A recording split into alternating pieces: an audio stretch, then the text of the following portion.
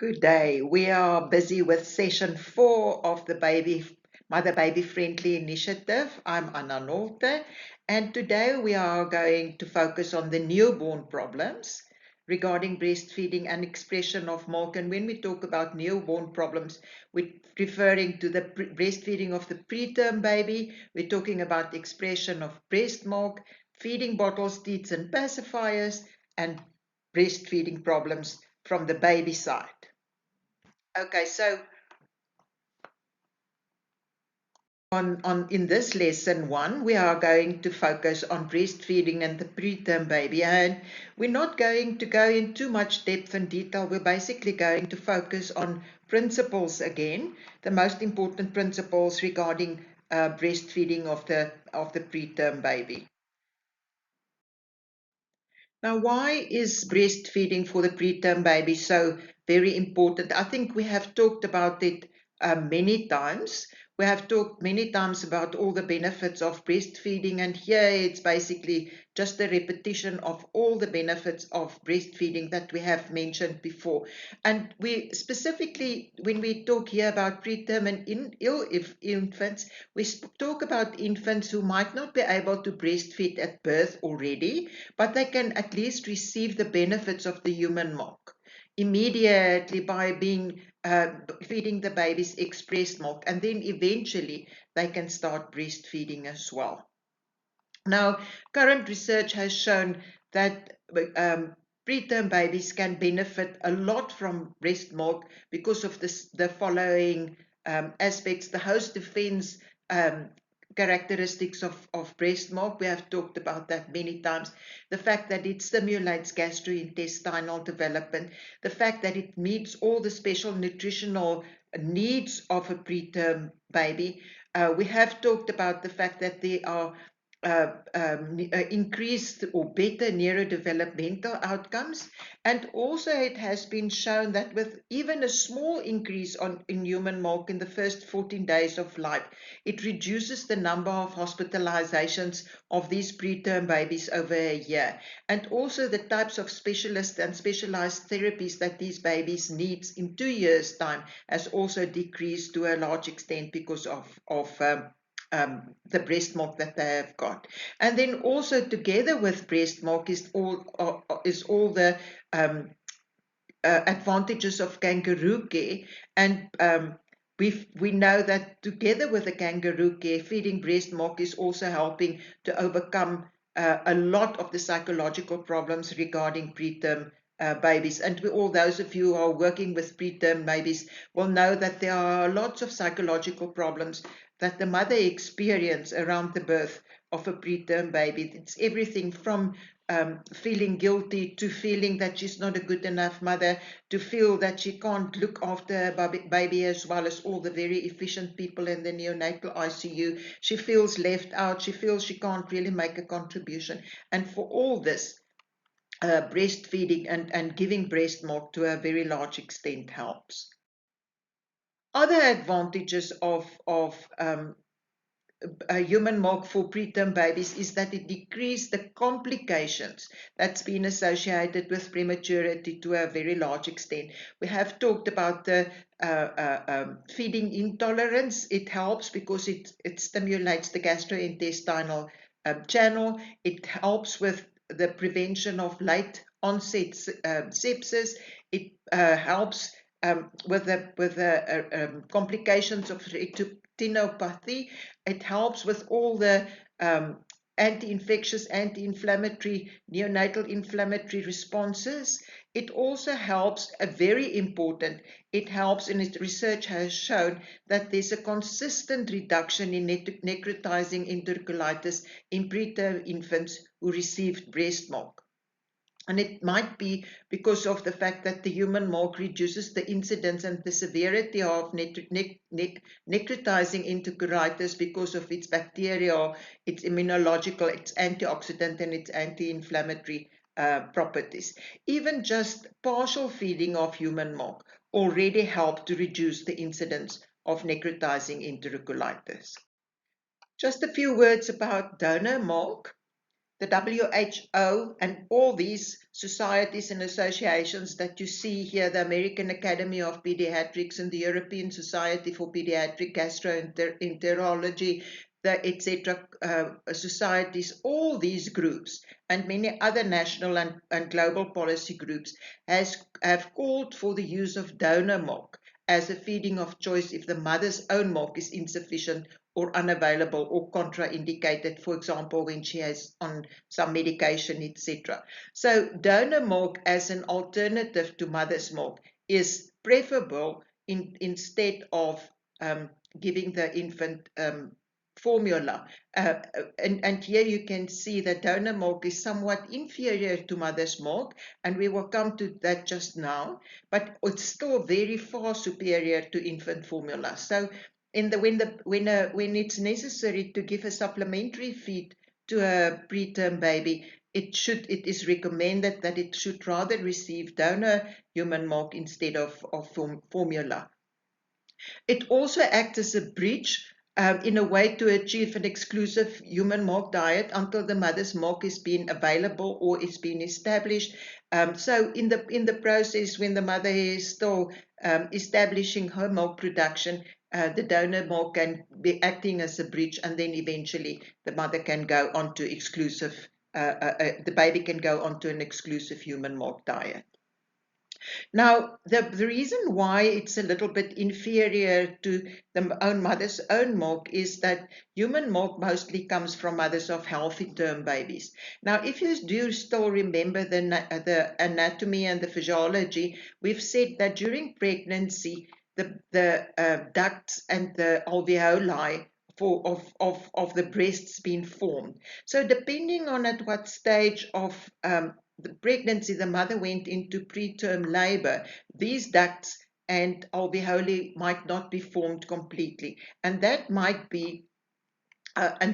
cause then that lactogenesis is not the same, similar as that of healthy term infants. So the milk of mothers who delivers prematurely differs a little bit from the milk of healthy term infants, and it's specifically, obviously, then to fit and suit the needs of the premature baby.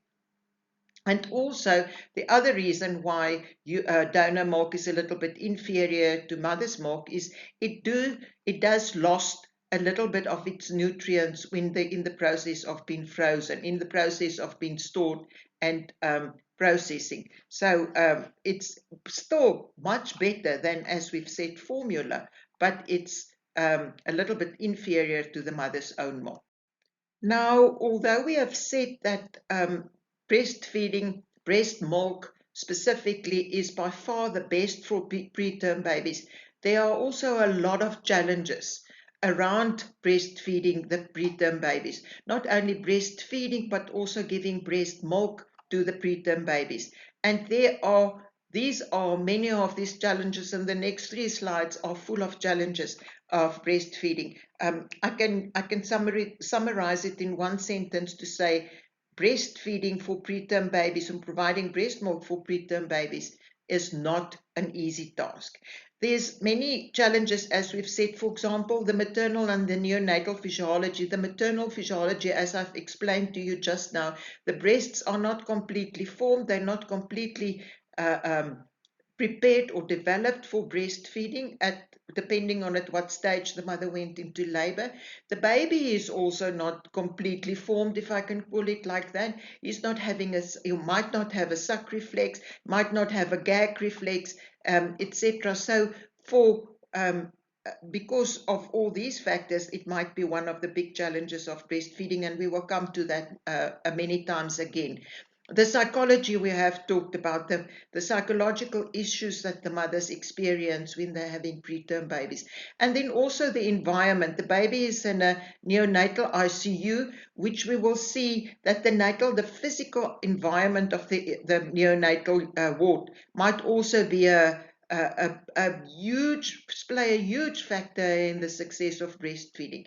It might be noisy, it's brightly lit, it's intimidating. There are lots of machines and alarms and tubes and very efficient personnel, etc. So all this, together with a lack of privacy, and all the high stress levels that the parents of these children experience, obviously, is a huge challenge for breastfeeding. And we will come to that many more times again, specifically when we talk about the let down reflex. As we know, the let down reflex is enormously dependent on the fact that the mother should be relaxed, that she shouldn't be stressed and anxious, and that she shouldn't lack confidence. And as we see, this environment, neonatal environment, plays a big role in preventing that. Often the infant cannot be handled or held for a time, specifically in very small and sick infants, because they are being connected to a multitude of tubes and wires. And then also sometimes the infant might need to be transported from the one hospital where the mother gave birth to the hospital where the neonatal ICU is, or the mother herself is very ill and she and her baby have been separated from each other. So that also play a big role. And all these stresses and separation can inhibit milk expression because, as we've said, it has an influence on the let down reflex. We all know that if the let down reflex can't come into action, if there's not stimulation of the oxytocin to be released, then the milk can't move forward in the breast, and that the breasts can't be stimulated to form enough milk for the baby.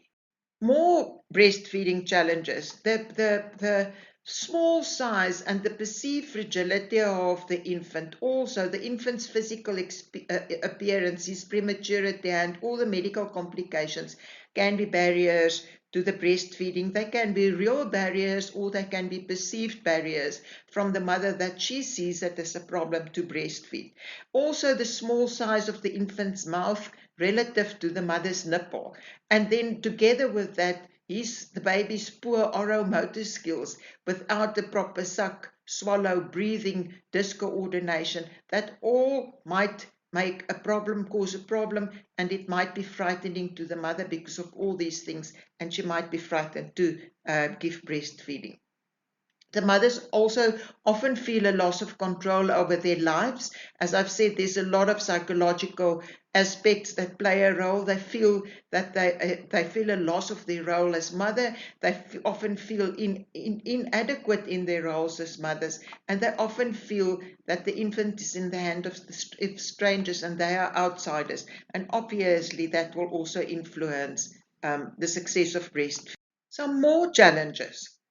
We have said that the mothers who deliver preterm infants are at an increased risk for delayed lactogenesis because of the fact that the breasts are not fully developed. And then also stress-mediated lactation problems, as we've said, that makes that the let-down reflex can't happen, and that cause have a definite effect on the volume of the milk that's being produced. Often the mothers who are expressing or who are breastfeeding their babies, often that report that there's a decline in milk supply when the infant has developed another complication, for example, or when the mother has to return to work, or when there's some other stressful situation at work. Obviously, that will cause a decline in a milk supply.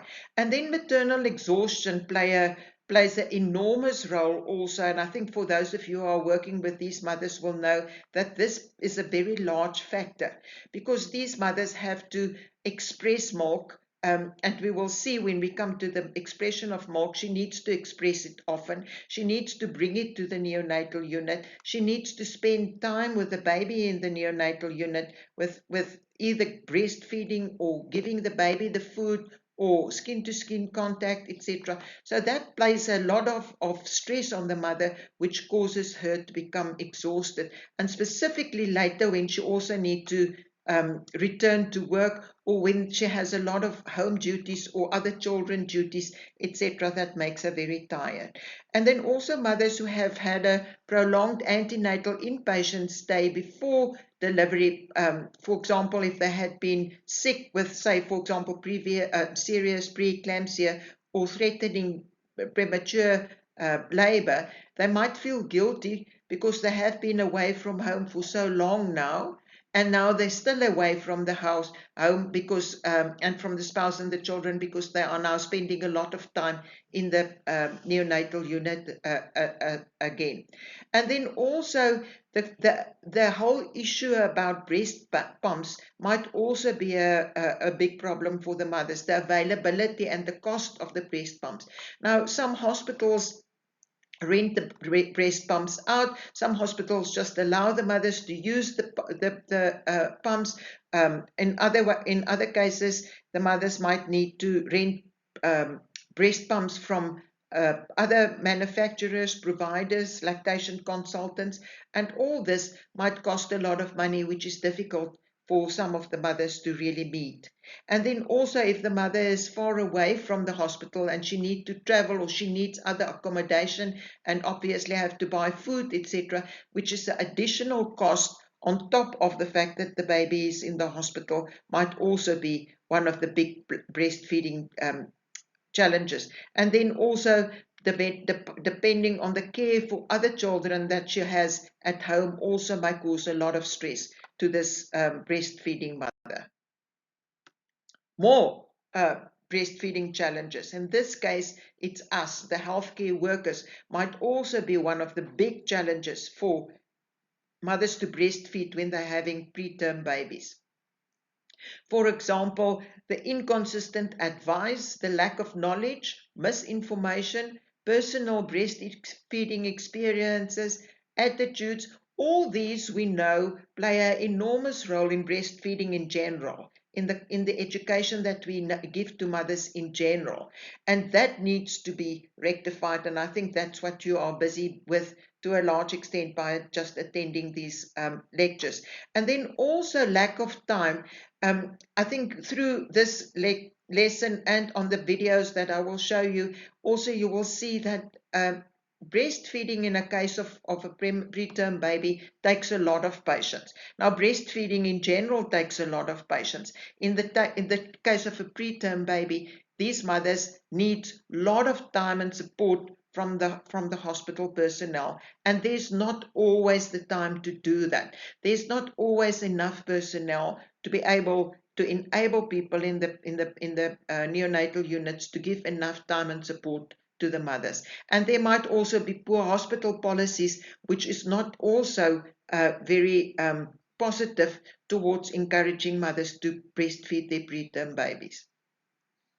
And then also the education and training of mothers, and to a very large extent the support of mothers who are pumping or expressing breast milk. This is very important because in most cases, especially in smaller preterm babies cases, the mother has to express milk first, and then later on the baby will start sucking on the breast and developing and breastfeeding. But so initially, they need to pump, and not all healthcare workers have the knowledge that's necessary on also on educating and support these mothers who are supposed to pump and express milk. And then also, whenever there's something that needs to change, there's always a resistance to change. There's very high staff workloads, which also makes it very difficult to change, but also makes it difficult to support the mothers. And that might all be barriers to applying the 10 steps of successful breastfeeding in neonatal units. Now, when we have done the different steps during the different lessons, I've always referred to, or whenever we have talked about the preterm baby, I've always said we will eventually come back to the preterm baby. So these are now just to actually recap on all those steps that we have done already and what is important regarding the preterm baby and all those specific steps. So the first step that we really have here that's applicable is the step 3, the antenatal information step. Now, we have said in the antenatal formation step that it's important that mothers should know all the advantages of breastfeeding so that they can make an informed decision about what they want to feed the babies and why they want to feed the mothers breast milk. Now here, we all know that it's not always possible to determine which mothers are going to go into preterm labor, but we to a large extent have the opportunity in many cases to do give mothers some information. The mothers who are at an increased risk for preterm deliveries, the mothers who had been sick, the mothers who have threatening preterm labors, we have to have discussions with them about all the possible aspects of breastfeeding. As we've said, there are many challenges. There are many special things around the feeding of a preterm baby. So this must all be discussed with the mother so that she knows again what she should know all the advantages, and when she knows the advantages, she knows the challenges and she knows what to expect, and then she can again take an informed decision on what she wants to do and how she wants to, whether she wants to breastfeed or not. And also, very important that even on the high-risk pregnant mothers who might now be going high-risk mothers for preterm deliveries, who also do not want to breastfeed, must also know that they can still give their babies colostrum and especially in the beginning, and breast milk a little bit later on, so that they have all the advantages of the breast milk. And if they then don't want to continue with breastfeeding, then at least the babies had this wonderful advantage of being given colostrum. When we look at step 4, it refers to the immediate postnatal care. The immediate postnatal care, that was step 4, that was the immediate putting the baby to the breast in 1 hour after the birth of the baby. And we have said that in the case of stable infants and stable mothers, the baby can be put to the breast immediately, regardless of the gestational age of or weight. If the baby is stable, whether he has a sucking reflex or whether he's not having a sucking reflex, he can be put to the breast, and he can be put to on his mother's breast, on his mother's abdomen with skin-to-skin contact, etc., on condition, as we've said, that the infants should be stable. If the mothers, in the case of the mothers and the infants who are not stable, this whole process, we have said, might be delayed, and the mother, until the infant or the mother or whoever was unstable is being stable enough for this to happen. And then in the case of extremely preterm babies or resuscitated babies or sick babies who might not be able to suck effectively immediately after birth, they can receive small volumes of colostrum, can be given to them in different ways, which we will come to just now, and then they can have all the advantage of the colostrum, and then eventually they can until they are stable enough for breastfeeding to be established. So with immediately when the baby is now still, as soon as possible, basically after the birth of the baby, a little bit of colostrum can be expressed, and that can be applied to the infant's oral mucosa, and through absorption of the oral mucosa, the baby receives all the advantages of the colostrum milk. It can be done in different ways. It can be given to the baby in a 1 ml syringe, or a cotton swab can be used, and like even a earbud can be used to just paint the inside of the baby's mouth with a colostrum, or even a finger that's been covered in gauze can be used to just get this colostrum into the baby's mouth so that it can be absorbed by the oral mucosa, and he can receive all the advantages of the immunomodulatory therapy that comes from the colostrum. And here you can see the different ways of what we call oral colostrum care. It can be applied on a gauze and painted in the baby's mouth, or it can be injected little by little, drop by drop, in a baby's mouth with a syringe, or it can even be painted in the case of, yes, a little bit of an earbud, that the baby's mouth is being painted. Now this can be done, initially it can be done as part of this first initial breastfeeding contact. It can also be done all the time that the fetus is on an OS status where it can't really receive the colostrum, and then he can receive this little bit of colostrum in the way of, as we've said, oral colostrum care. Now, in this way, it's been absorbed in his mouth, and he receives all these immunobiological components, and antimicrobial nature of the human milk gives him all the advantages that he basically needs. In addition to that, milk human milk has a sweet flavor, so the infants love this taste of milk, and it's pleasurable for them. And remember, we've also said that babies can smell breast milk, and that they know the taste of breast milk because they know the taste of amniotic fluid. So babies, this is all a very a pleasurable, as I'm saying, experience for the baby. And then also, in addition to this, the mothers can be performed to do this for their babies, and that involves them to a certain extent, and that helps that they don't feel so helpless, and that they don't feel outsiders so much.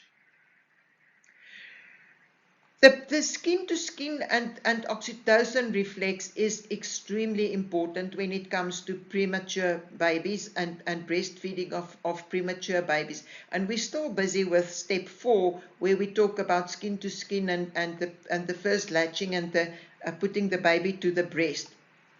Now, the oxytocin reflex is very important in this case, because as we've said many times previously, the oxytocin reflex works when the mother is relaxed, when she's not anxious, when she's not having a lot of worries, when she feels confident, etc. Now, in this abnormal situation in which the mother is now, the conditioning of this oxytocin release response is related to experience far removed from an infant. It's not the normal things that stimulates the oxytocin and release response like in normal breastfeeding babies, because when the baby starts sucking, or when the baby starts crying, or whatever, that the mother experiences oxytocin release. Here it's been things that's far removed from the infant. If, for example, when she enters the neonatal ICU, she might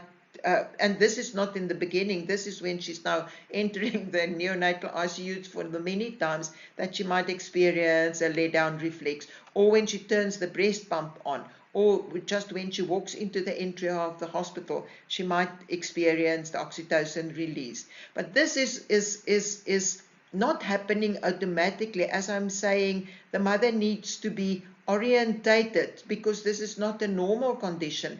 The normal conditioning of the oxytocin and reflex, and that can also be helped on by skin-to-skin contact. By holding the baby might help also for the mother to release oxytocin and to get the oxytocin reflex going. Research that has been done in Sweden has shown that kangaroo mother care improved breastfeeding outcomes for very preterm infants, because of the fact that skin-to-skin often stimulates the oxytocin release, and that helps mothers a lot, especially when they express milk initially, and also when they breastfeed babies a little bit later. Then the step 5 of the 10 steps was the support with breastfeeding. That was what we did in the previous session, and that was all the aspects around positioning the baby and latching, etc. So here, in this case, the mothers will not be able to hold the babies and putting latching on, etc.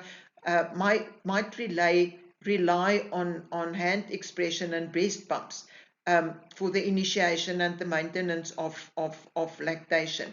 And these mothers and preterm babies, as we have said, have additional barriers of infant immature suckling patterns, as well as the breasts not being fully developed, as we've said. There's inadequate emptying of the breast with milk expression because, and it's not necessarily so, but it's specifically so in the beginning because of the fact that there's not a proper ejection reflex, there's not a proper let down reflex due to all the stress factors. And when there's not a proper ejection reflex, we know that the milk can't flow properly, which is the best stimulus for the production of milk, as we have said many times. The volume of milk produced by a mother who expresses milk is the strongest determinant of the exclusivity and duration of breastfeeding.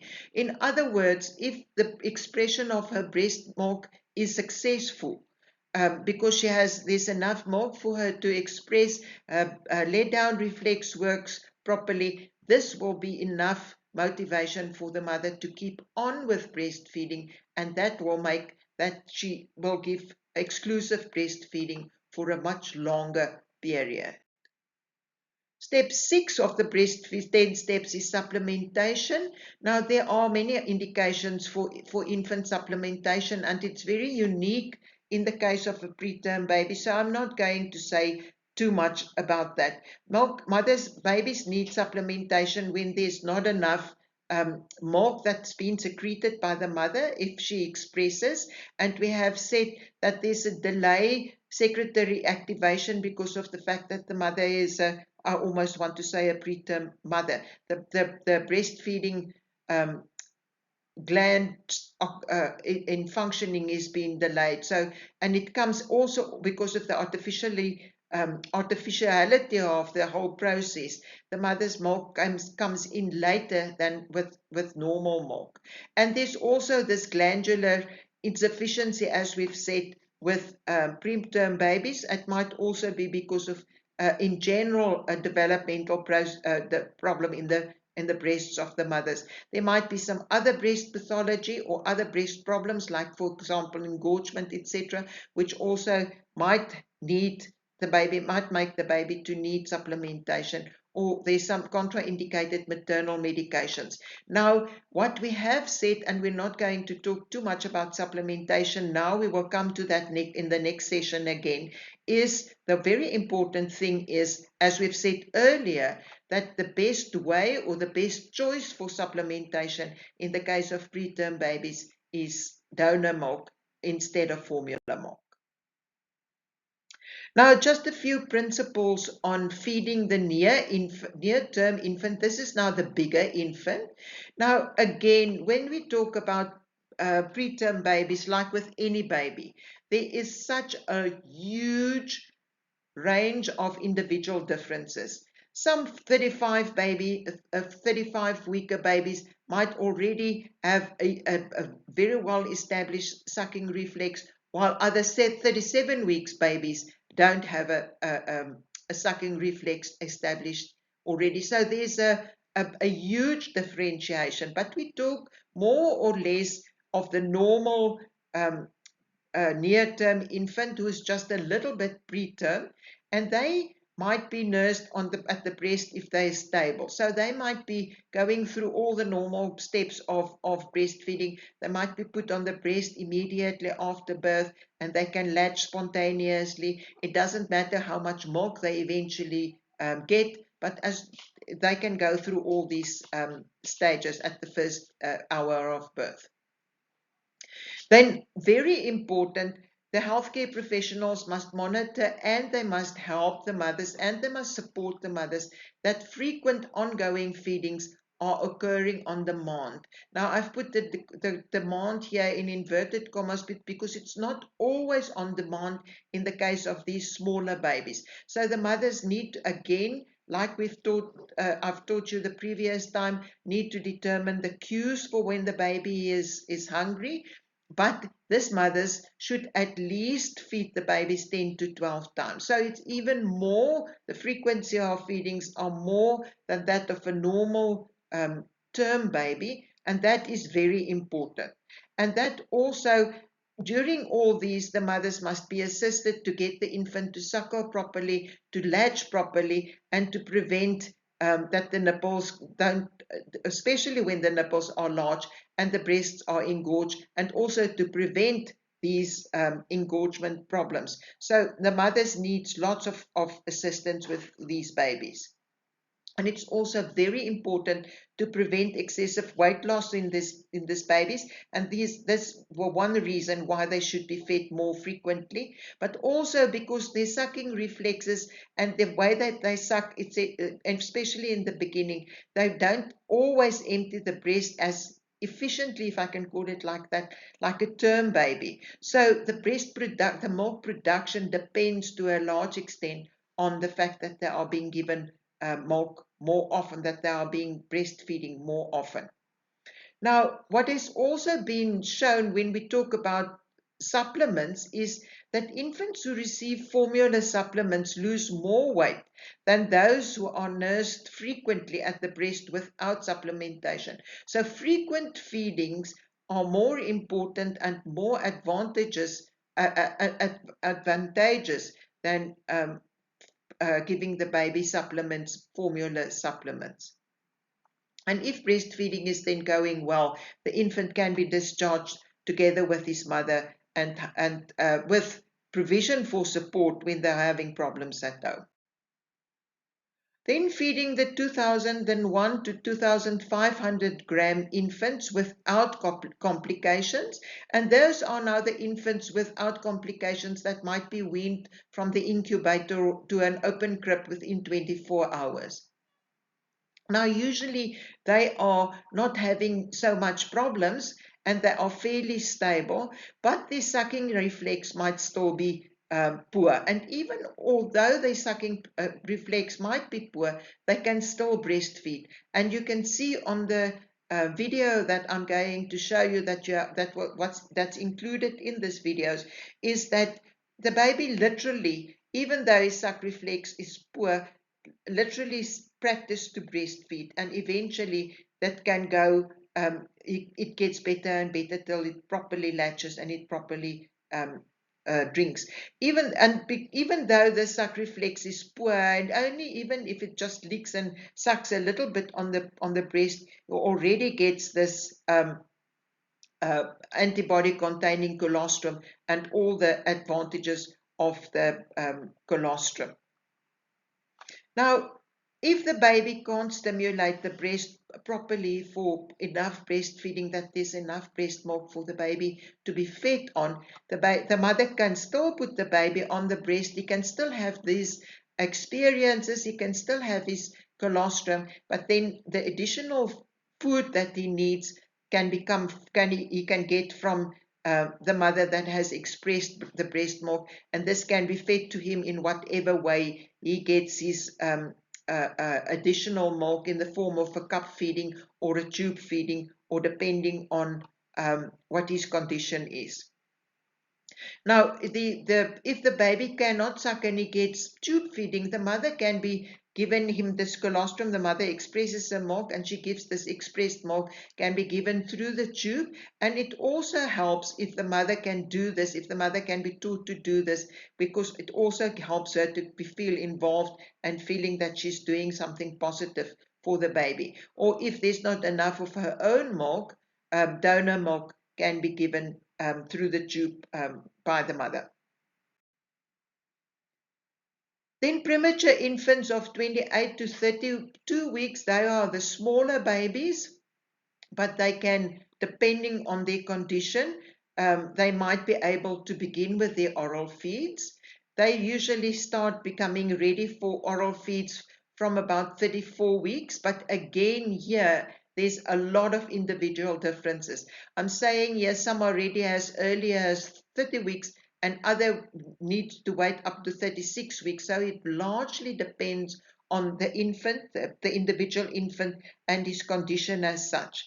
Now, feeding at the breast when the infant is less than 1,500 grams is considered too strenuous for the baby. By many of the neonatologists feel that these babies can't really feed at the breast. So they need to be fed orally or by tubes, because when they feeding breast, they don't have the enough energy to feed orally without compromising the oxygenation, and they use a lot of their oxygen and their glucose and the energy when they are sucking. So, and they must then continue rather with receiving tube feedings.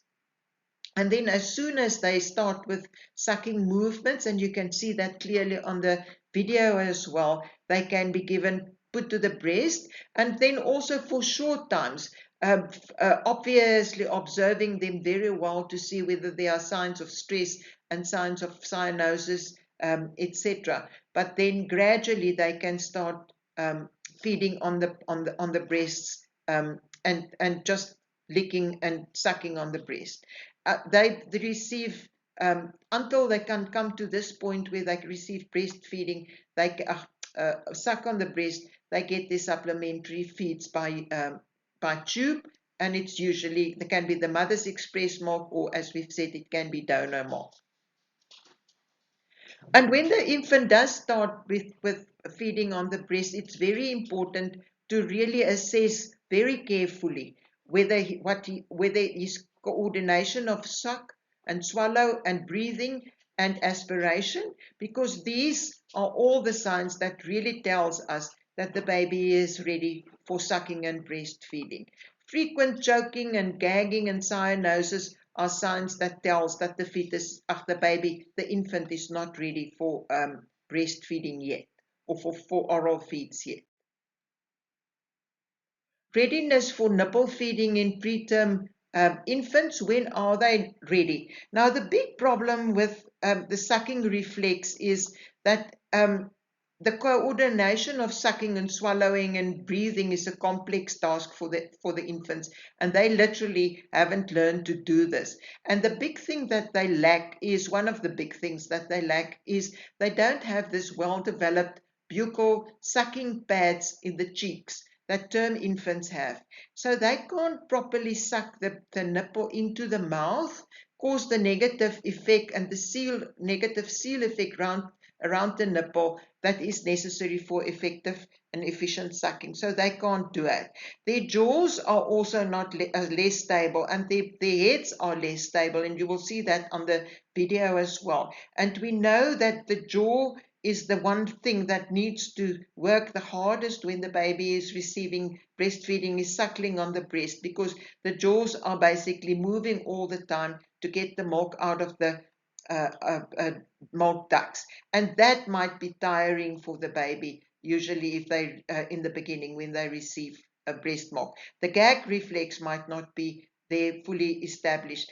The respiratory status is also not properly established, and that also cause problems for the preterm baby. Also, distractions in the environment can greatly affect the feeding ability of the fetus. The infant. I keep on calling it the infant, a fetus. Now, so during tube feedings, watch the baby for signs that nipple feeding might soon be possible. And these signs include rooting and licking and all these cues that the baby is ready to suck. And also the baby's respiratory rate becomes below 60 beats per minute or breaths per minute, which also shows that the baby's respiratory system, if I can call it like that, became stable to a very large extent. And there's also increasing ability to tolerate holding and handling of the infant, and that you will also be able to see clearly on the one video. Now, I'm saying here, very important, I've said it on the previous slide as well, sucking on a tube or a finger or even a pacifier might be a sign that the baby is ready for oral feeds, but it's not enough. The infant should also have an intact gag reflex, which is very important, because if they don't have a proper gag reflex, obviously they might aspirate the feedings very, very easily. Now, the feedings, the breastfeedings should begin very gradually and progress gradually.